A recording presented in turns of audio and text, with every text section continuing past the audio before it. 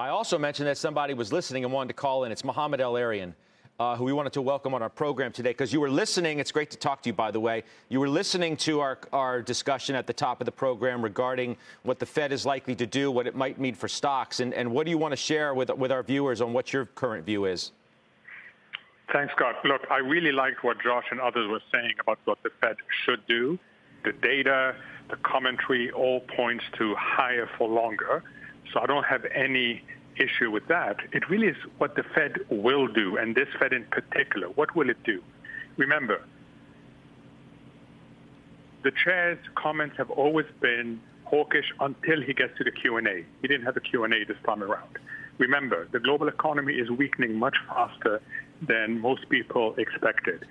So the only question I would have is not what the Fed should do, but what will the Fed end up by doing?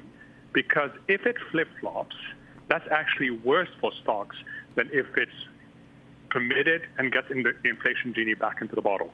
So I think the uncertainty around the Fed is actually much higher than what's suggested by the discussion. So you are more of a don't believe the Fed rather than don't fight the Fed at this point?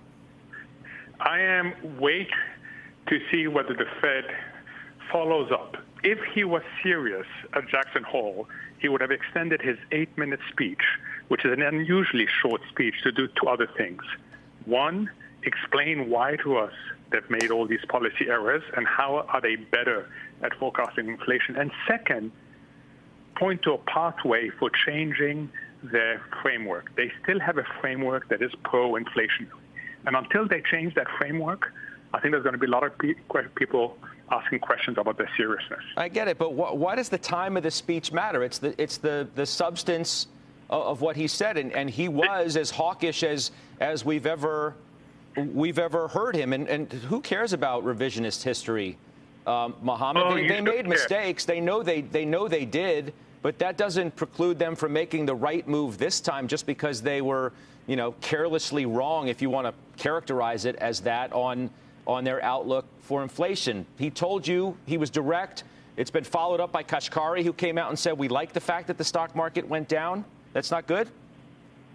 No, that's good about the present, but you have to deal with the past and the future. Remember, Fed communication is key. Forward policy guidance is essential.